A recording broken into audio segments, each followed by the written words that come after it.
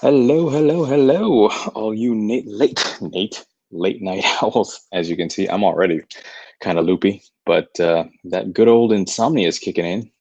So just thought I'd record this live and see who hops on. Anyways, guys, my name is Voltaire. I run an agency out of Los Angeles. We do a lot of digital marketing for businesses and things like that. So if you need any help with that type of thing, feel free to reach out. You can check out our website here. There it is. Hey, look at that. Anyways, I was actually up watching TV, and an infomercial came on, and infomercial was one of those I don't know, like diet pills or something like that. But it got me thinking about the way that ads are structured, um, especially in today's society. Hey, we got one person on. Hi, how are you?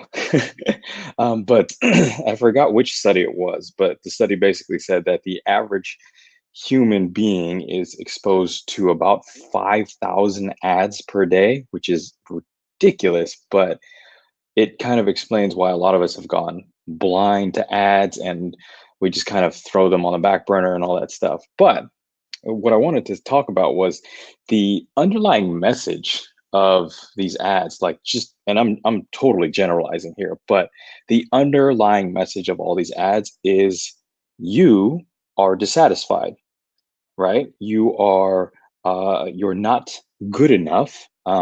You should be unhappy, and you could be happy or you could be good enough if you had this thing, right? Whatever that product is that they're advertising. I mean, that's just the general underlying message of ads in today's world is you're not there, you're not at the level that you should be unless you have this, right? So, the thing that got to me was that they're making they're making you feel dissatisfied, and whatever that product that's being sold is the relief from said dissatisfaction. So I mean, take for example, like if I were to tell you right now, don't think about a pink elephant, what are you thinking about? A pink elephant. Hey, what's up, James? Right, James, oh man. Oh yeah, that's right. He's in Australia, so that's why he's awake. I don't know why I'm up, but yeah, I just decided to film this. So, anyways, thanks for hopping on. Um, but anyways, where was I? Oh yeah, so I was talking about when you're told not to think about something, or if you are constantly told to think about it a certain way, such as the case with ads, the framework, again, I'm generalizing here, is this constant bombardment of negative thinking and negative thoughts. So your your general ad will always tell you, well, your life isn't like this, or you have these symptoms, or you have this stomach ache, or you have trouble sleeping, which was where I'm watching one right now, actually. But so that's why you need to try this pill. That's why you need to try this new uh, object, whatever it is. Um, there was a joke by Chris Rock, who's one of my favorite comedians, but he basically said that he was watching an infomercial, and their pitch or their headline was, "Do you go to sleep at night and wake up in the morning? Do you?" And of course, he's like, "Yeah, yeah, I do. Yeah, I got that. I got whatever you guys are talking about. What's wrong with me?" So it's that type of mindset, and I wanted to kind of address that and ask, what if instead of focusing on the things that we're not, or the things that make us dissatisfied, what if we were to change the focus and try and focus on the things that are going right, right? And I'm not saying that, I'm not trying to be all fluffy rainbows and clouds and everything's going to be perfect. Obviously, it's not. But for the overwhelming majority of the time, we're told, or we're put into this mindset of negative thinking and it's kind of like what social media is. There's this constant comparison of ourselves to these people that are making it on social media.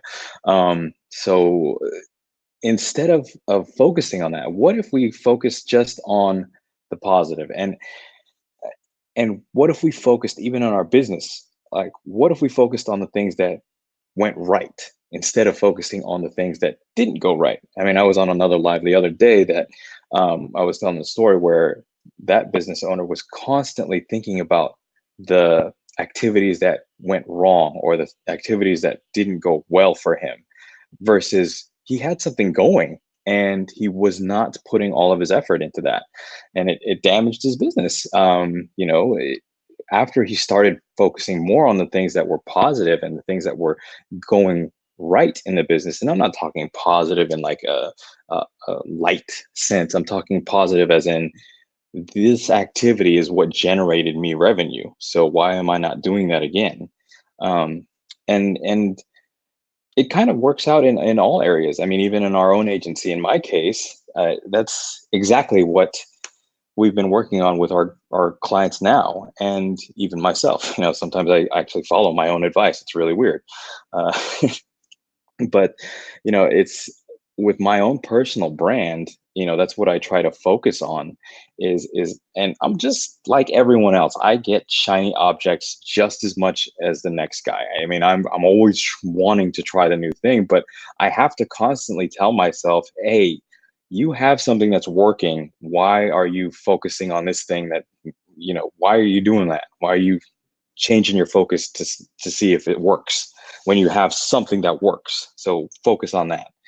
um and that's kind of what I wanted to talk about, was that process could be so simple. Find out what worked, concentrate on that. And that's kind of been the core message of what my content and my messaging pillars are about for my agency. It's number one is using content to build up a brand, as evidenced by this live here. The second thing is to foster trust and goodwill between me and my marketplace. So with that trust and goodwill, that comes with a person's desire to purchase what I have to sell, which leads into the third and final pillar of the kind of message, the core messages, is ultimately leading people who are interested in buying what I have to offer into a sales process. And it's really that simple. It's just those three things that all of my messages are kind of based around, and what we are all about finding for other businesses is, what is your core message? Oh, and by the way, if you want to work with me and my team and see how we can simplify your business process so you can focus on that core message of yours, and putting out that content that will build that goodwill to your own customers, then uh, go to, well, here it's reversed, go to kaizensigmaco.com and set up a meeting to talk with one of us, and we'll see if we can help you out.